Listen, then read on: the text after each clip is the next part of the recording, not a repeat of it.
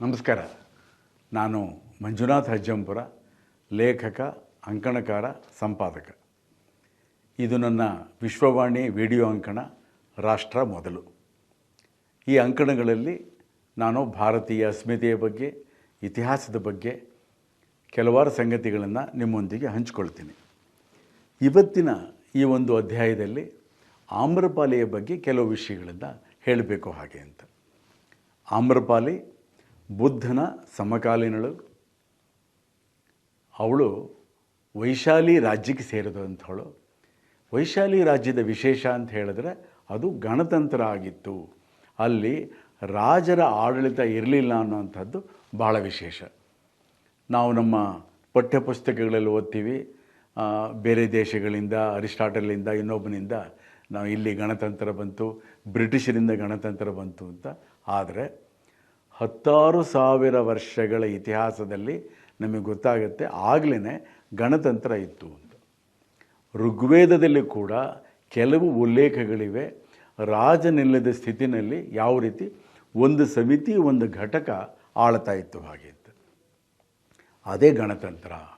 ಅವರು ಗಣಾಧ್ಯಕ್ಷರೇನು ಮಾಡ್ತಾಯಿದ್ರು, ಒಂದೊಂದು ವಿಭಾಗದ ಗಣಾಧ್ಯಕ್ಷರು ಒಂದೊಂದರ ಒಂದು ಜವಾಬ್ದಾರಿಯನ್ನು ತಗೊಂಡು ಆಡಳಿತವನ್ನು ನಡೆಸ್ತಾ ಇದ್ದರು. ಅದು ಈ ವೈಶಾಲಿಯ ವಿಶೇಷ. ವೈಶಾಲಿ ಇವತ್ತಿನ ಒಂದು ಬಿಹಾರದಲ್ಲಿದೆ. ಏನು ವಿಶೇಷ ಆದ್ರದ್ದು ಅಂತ ಹೇಳಿದ್ರೆ, ವೈಶಾಲಿಯ ಈ ಉದ್ಯಾನವನದಲ್ಲಿ ಒಂದು ಮಗು ಸಿಗುತ್ತೆ, ಮಾವಿನ ಮರದ ಕೆಳಗಡೆ ಇರುತ್ತೆ. ಅದಕ್ಕೆ ಪರಿವಾರದವ್ರ ಹೆಸರಿಡ್ತಾರೆ ಆಮ್ರಪಾಲಿ ಅಂತ. ಆಮ್ರ ಅಂತ ಹೇಳಿದರೆ ಮಾವಿನ ಮರ. ಮಾವಿನ ಮರನೇ ಈ ಮಗುನ ಪಾಲಿಸಿದೆ, ಕಾಪಾಡಿದೆ, ಸಂರಕ್ಷಣೆ ಮಾಡಿದೆ ಹಾಗೆ ಅಂತ. ಅವಳು ಮುಂದೆ ಬಹಳ ಖ್ಯಾತಿಯನ್ನು ಗಳಿಸ್ತಾಳೆ. ಅಪರೂಪದ ಸುಂದರಿ. ಅಧ್ಯಯನ ಮತ್ತು ಎಲ್ಲದರಲ್ಲೂ ಕೂಡ ಅವಳು ಮುಂದೆ ಇರ್ತಾಳೆ. ಅವಳ ಸೌಂದರ್ಯದ ಖ್ಯಾತಿ ವ್ಯಾಪಾರಿಗಳಿಂದ, ಸೈನಿಕರಿಂದ ಮತ್ತು ಬೇರೆ ಬೇರೆ ಯಾತ್ರಿಕರಿಂದ ಇಡೀ ದೇಶದಲ್ಲಿ ಹರಡುತ್ತೆ. ಇವಳು ಇಷ್ಟು ಚೆನ್ನಾಗಿದ್ದಾಳೆ ಹಾಗೆ ಅಂತ. ಅವಳನ್ನು ವಿವಾಹ ಆಗೋದಕ್ಕೆ ತುಂಬ ಜನ ಹಾತೊರಿತಾರೆ ಮತ್ತು ಸ್ಪರ್ಧೆಯನ್ನು ಕೂಡ ಮಾಡ್ತಾ ಇರ್ತಾರೆ. ಬೇರೆ ಬೇರೆ ದೇಶಗಳಿಂದಲೂ ಕೂಡ ರಾಜಕುಮಾರರು ಬರ್ತಾ ಇರ್ತಾರೆ, ನಾವು ಆಮ್ರಪಾಲಿನ ಮದುವೆ ಆಗಬೇಕು ಹಾಗೆ ಅಂತ. ಅವಳು ಪ್ರತಿಭಾವಂತೆ ಅಂದರೆ ಕಲೆ, ಸಾಹಿತ್ಯ, ಸಂಗೀತ, ನರ್ತನ ಎಲ್ಲದರಲ್ಲೂ ಕೂಡ ಅವಳು ಒಂದು ದೊಡ್ಡ ಸಾಧನೆ ಮಾಡಿರ್ತಾಳೆ. ಅಪಾರವಾದ ಐಶ್ವರ್ಯ ಅವಳ ಹತ್ರ ಸೇರ್ತಾ ಹೋಗಿರುತ್ತೆ. ಈ ಒಂದು ಸ್ಪರ್ಧೆ ಜಾಸ್ತಿ ಆದಾಗ ವೈಶಾಲಿಯಲ್ಲಿ ಕೂಡ ನಮಗೆ ಈ ಆಮ್ರಪಾಲಿ ಬೇಕು ಅನ್ನೋ ಒಂದು ಹಠ ಬಂದಾಗ, ಆಗ ವೈಶಾಲಿಯ ಆಡಳಿತವನ್ನು ನಡೆಸ್ತಾ ಇರ್ತಾರಲ್ಲ ಆ ಸಮಿತಿಯವರು ನಿರ್ಧಾರ ಮಾಡ್ತಾರೆ, ಇದು ಸಾಮಾಜಿಕವಾದ ಒಂದು ಅಶಾಂತಿಗೆ ಕಾರಣ ಆಗುತ್ತೆ. ಹಾಗಾಗಿ ಆಮ್ರಪಾಲಿಯನ್ನು ಕರೆದುಬಿಟ್ಟು ಅವ್ರು ಹೇಳ್ತಾರೆ, ನೀನು ಯಾರನ್ನು ಮದುವೆ ಆಗಬೇಡ, ಈ ರೀತಿ ದೊಡ್ಡದೊಂದು ತೊಂದರೆ ಆಗುತ್ತೆ, ಸಮಾಜಕ್ಕೆ ಅನ್ಯಾಯ ಆಗುತ್ತೆ, ಅಶಾಂತಿ ಸಮಾಜದಲ್ಲಿ ಮೂಡುತ್ತೆ, ಹಾಗಾಗಿ ನೀನು ನಗರವಧು ಆಗುವ ಹಾಗೆ ಅಂತ. ನಗರವಧು ಅಂತ ಹೇಳಿದ್ರೆ ವೇಶ್ಯೆನ ಥರ ಅಲ್ಲ, ಕೆಲವು ಕಡೆ ಅದನ್ನು ತಪ್ಪಾಗಿ ಉಲ್ಲೇಖಿಸಲಾಗುತ್ತೆ. ನಗರವಧು ಅಂತ ಹೇಳಿದ್ರೆ ಈ ರೀತಿ ಕಲೆ, ಸಾಹಿತ್ಯ, ಸಂಗೀತ ಎಲ್ಲದಕ್ಕೂ ಕೂಡ ಮೀಸಲಾದ ಒಂದು ರೀತಿ ವ್ಯಕ್ತಿತ್ವಗಳವೆಲ್ಲ. ಹಾಗಾಗಿಯೇ ಅನೇಕ ಸಾವಿರ ವರ್ಷಗಳಿಂದ ನಮ್ಮ ಭಾರತೀಯ ಪರಂಪರೆಯಲ್ಲಿ ಸಂಗೀತ, ಸಾಹಿತ್ಯ, ನೃತ್ಯ ಎಲ್ಲ ಕೂಡ ಬೆಳೀತು ಅಂತ. ಈ ಎಲ್ಲದರ ಒಂದು ಬೆಳವಣಿಗೆಗೆ ಬಹಳ ದೊಡ್ಡ ಒಂದು ಕೊಟ್ಟಿದ್ದು ಅಂತ ಹೇಳಿದರೆ, ಒಂದು ಆಧಾರ ಅಂತ ಹೇಳಿದರೆ ಈ ರೀತಿ ನಗರವಧು ಹಾಗೆ ಅಂತ. ಇವಳು ಸ್ವತಃ ಈ ಸಂಗೀತ, ಸಾಹಿತ್ಯ ಎಲ್ಲದಕ್ಕೂ ಕೂಡ ಪೋಷಣೆಯನ್ನು ಕೂಡ ಕೊಡ್ತಾ ಇರ್ತಾಳೆ. ದೊಡ್ಡ ದೊಡ್ಡ ಸೌಧಗಳ ನಿರ್ಮಾಣ ಆಗುತ್ತೆ, ಅಲ್ಲಿಗೆ ಕೂಡ ತುಂಬ ಜನ ಬರ್ತಾ ಇರ್ತಾರೆ. ಈ ರೀತಿ ಗೋಷ್ಠಿಗಳಲ್ಲಿ ಕೂಡ ಪಾಲ್ಗೊಳ್ತಾ ಇರ್ತಾರೆ. ಅವಳ ಕೀರ್ತಿ ಕೂಡ ಅನೇಕ ಕಡೆ ಹಬ್ಬತ್ತೆ. ಇಲ್ಲಿ ಇನ್ನೂ ಒಂದು ವಿಷಯ ಹೇಳಬಹುದು. ಪಕ್ಕದಲ್ಲೇ ಮಗಧ ಸಾಮ್ರಾಜ್ಯ ಇರುತ್ತೆ. ಆ ಮಗಧ ಸಾಮ್ರಾಜ್ಯವನ್ನು ಸ್ಥಾಪನೆ ಮಾಡಿದವನು, ಬೆಳೆಸಿದವನು ಬಿಂಬಿಸಾರ ಹಾಗೆ ಅಂತ. ಬಿಂದುಸಾರ ಅಲ್ಲ, ಬಿಂಬಿಸಾರ. ಇವನು ಮಗಧ ಸಾಮ್ರಾಜ್ಯದ ನಿರ್ಮಾತೃ. ಇಲ್ಲಿ ಈ ರೀತಿ ಅನೇಕ ಕಥೆಗಳು ಕೂಡ ಬರುತ್ತೆ. ಇದು 2500 ವರ್ಷಗಳ ಹಿಂದಿನ ಬುದ್ಧನ ಕಾಲದ, ಬುದ್ಧನ ಸಮಕಾಲೀನರ ಇತಿಹಾಸ. ಇಲ್ಲಿ ಒಂದನ್ನು ನಾವು ಗಮನಿಸಬೇಕು, ವಿಶೇಷವಾಗಿ ವಿದೇಶಿ ದಾಳಿಗಳ ಕಾರಣಕ್ಕೆ ಅನೇಕ ಅಂಶಗಳು ಕಾವ್ಯಗಳಲ್ಲಿ ನಮಗೆ ಕಾಣುತ್ತೆ. ಅದರಲ್ಲಿ ನಿಜವಾಗಿ ನಡೆದ ಇತಿಹಾಸ ಯಾವುದು, ಕಲ್ಪನೆ ಯಾವುದು, ಸಾಹಿತ್ಯ ಯಾವುದು, ಇದು ಕೂಡ ಗೊತ್ತಾಗೋದಿಲ್ಲ. ಅದರ ಅವಶ್ಯಕತೆಯೂ ಇಲ್ಲ. ಒಟ್ಟು ಬುದ್ಧನ ಜೀವನ ಆಗಲಿ, ಆಮ್ರಪಾಲಿ ಜೀವನ ಆಗಲಿ, ಬಿಂಬಿಸಾರನ ಜೀವನ ಆಗಲಿ, ಅದು ಯಾವ ಒಂದು ಸಂದೇಶವನ್ನು ಕೊಡುತ್ತೆ ಅನ್ನೋಂಥದ್ದು ಭಾಳ ಮುಖ್ಯ. ಆ ಬಿಂಬಿಸಾರನಿಗೆ ಕುತೂಹಲ ಆಗುತ್ತೆ, ಆಮ್ರಪಾಲಿ ನೋಡಬೇಕು ಹಾಗೆ ಅಂತ. ಬಹಳ ದೊಡ್ಡ ಸಾಮ್ರಾಜ್ಯವನ್ನು ಅವನು ನಿರ್ಮಾಣ ಮಾಡಿರ್ತಾನೆ. ಅವನು ಮಾರುವೇಷದಲ್ಲಿ ಬಂದು ಅವಳನ್ನು ನೋಡ್ತಾನೆ. ಇಬ್ಬರಿಗೂ ಕೂಡ ಪರಿಚಯ ಆಗುತ್ತೆ, ಅನುರಾಗ ಕೂಡ ಮೂಡುತ್ತೆ. ತುಂಬ ವಿಷಯಗಳನ್ನು ಅವರು ಮಾತನಾಡ್ತಾರೆ, ಚರ್ಚೆ ಮಾಡ್ತಾರೆ. ಇದು ಕೂಡ ಬಹಳ ವಿಶೇಷ.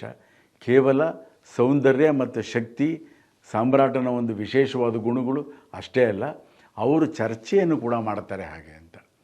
ಒಂದು ಕಥೆಯ ಪ್ರಕಾರ, ಒಂದು ವಾದದ ಪ್ರಕಾರ ಅವರಿಗೆ ಮಗು ಕೂಡ ಇತ್ತು ಹಾಗೆ ಅಂತ.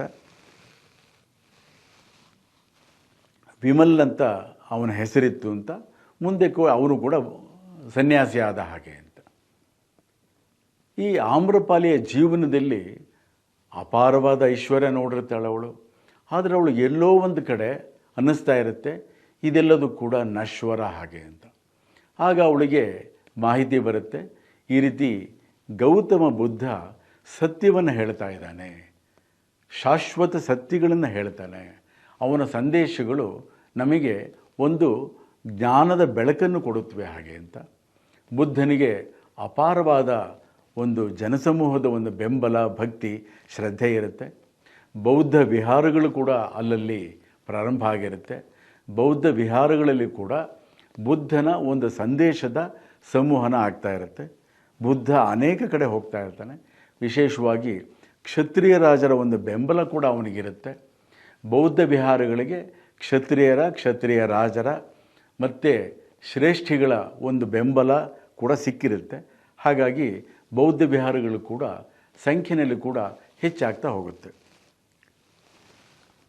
ಸೌಂದರ್ಯ, ಕಲೆ, ಸಾಹಿತ್ಯ, ಪ್ರತಿಭೆ ಎಲ್ಲ ಇದ್ದರೂ ಕೂಡ ಆಮ್ರಪಾಲಿಗೆ ಎಲ್ಲೋ ಒಂದು ಕಡೆ ಅನ್ನಿಸ್ತಾ ಇರುತ್ತೆ, ನಾನು ಒಂಟಿ ಹಾಗೆ ಅಂತ. ಇದು ಈ ವೈಭವದ ಒಂದು ಪರಾಕಾಷ್ಠೆಯಲ್ಲಿದ್ದಾಗ ಕೆಲವರಿಗೆ ಅನಿಸುವಂಥದ್ದು. ಅವಳಿಗೆ ಬುದ್ಧನ ಬಗ್ಗೆ ಬಹಳ ಕುತೂಹಲ ಹುಟ್ಟುತ್ತೆ. ಬುದ್ಧನನ್ನು ಒಂದು ಸರಿ ನೋಡಬೇಕು ಹಾಗೆ, ಅವನ ಮಾತುಗಳನ್ನು ಕೇಳಬೇಕು ಹಾಗೆ ಅಂತ. ಒಮ್ಮೆ ವೈಶಾಲಿಗೇ ಬುದ್ಧ ಬರ್ತಾನೆ ಅಂತ ಗೊತ್ತಾಗುತ್ತೆ. ಇಡೀ ವೈಶಾಲಿಯ ಜನ ಸಂಭ್ರಮ ಪಡ್ತಾರೆ, ಬುದ್ಧ ಬರ್ತಾ ಇದ್ದಾನೆ ಹಾಗೆ ಅಂತ. ಬಹಳ ದೊಡ್ಡ ಭಿಕ್ಷುಕರ ಒಂದು ತಂಡ ಇರುತ್ತೆ. ಆ ಭಿಕ್ಷುಗಳು ಕೂಡ ಬುದ್ಧನ ಜೊತೆಯಲ್ಲಿ ಬರ್ತಾ ಇರ್ತಾರೆ. ಅವರು ಕೂಡ ಬುದ್ಧನ ಸಂದೇಶವನ್ನು ಅವರೆಲ್ಲ ಕಡೆ ಒಂದು ಸಂದೇಶನ ಹೇಳ್ತಾ ಇರ್ತಾರೆ, ಸಂವಹನ ಮಾಡ್ತಾ ಇರ್ತಾರೆ. ಇವಳು ಆ ಬುದ್ಧ ವೈಶಾಲಿಗೆ ಬಂದಾಗ ಹೋಗ್ತಾಳೆ, ನಾನು ಹೋಗಿ ಸ್ವತಃ ಬುದ್ಧನನ್ನು ನೋಡ್ತೀನಿ ಹಾಗೆ ಅಂತ. ಬುದ್ಧನಿಗೆ ರಾಜರಾಗಲಿ ಸಾಮಾನ್ಯ ಮನುಷ್ಯರಾಗಲಿ ಅವನಿಗೆ ಎಲ್ಲರೂ ಕೂಡ ಒಂದೇನೆ. ಅವನು ಮುಂದೆ ಇವಳ ಐಶ್ವರ್ಯ, ಇವಳ ರಥ ಯಾವುದೂ ಕೂಡ ಅವನಿಗೆ ಮಹತ್ವದ್ದಾಗಿರೋದಿಲ್ಲ. ಅವಳು ಸಾಮಾನ್ಯರಂತೆ ಹೋಗ್ತಾಳೆ, ಬುದ್ಧನ ಉಪದೇಶವನ್ನು ಕೇಳ್ತಾಳೆ, ಬುದ್ಧನ ಮಾತುಗಳನ್ನು ಕೇಳ್ತಾಳೆ. ಬುದ್ಧ ಬಹಳ ವಿಶೇಷವಾದ ವ್ಯಕ್ತಿ ಎಂದು ಗೊತ್ತಾಗುತ್ತೆ ಅವಳಿಗೆ. ಅವನ ಮಾತುಗಳಿಗೆ ಬಹಳ ವಿಶೇಷವಾದ ಜ್ಞಾನವನ್ನು ಪಡೀತಾಳೆ. ಬುದ್ಧನ ಒಂದು ಅನುಯಾಯಿ ಆಗ್ತಾಳೆ. ಇದು ಬಹಳ ವಿಶೇಷ. ತುಂಬ ಶ್ರೀಮಂತೆ ಅವಳು. ಬುದ್ಧನಿಗೆ ಅವಳು ಪ್ರಾರ್ಥನೆ ಮಾಡ್ತಾಳೆ, ಬನ್ನಿ ನಮ್ಮ ಮನೆಗೆ ಅಂತ. ಭಾಳ ದೊಡ್ಡ ಅರಮನೆ ಇರುತ್ತೆ ಅವಳದ್ದು. ಬುದ್ಧ ಆಗಲಿ ಬರ್ತೀನಿ ಹಾಗೆ ಅಂತ ಒಪ್ಕೊಳ್ತಾನೆ. ಕೆಲವರು ಅದಕ್ಕೆ ಸ್ಥಳೀಯರು ವಿರೋಧ ಮಾಡೋದು ಕೂಡ ಇತ್ತು. ಈ ರೀತಿ ನಗರವಧು ಮನೆಗೆ ಬುದ್ಧ ಹೋಗಬೇಕಾ ಹಾಗೆ ಅಂತ.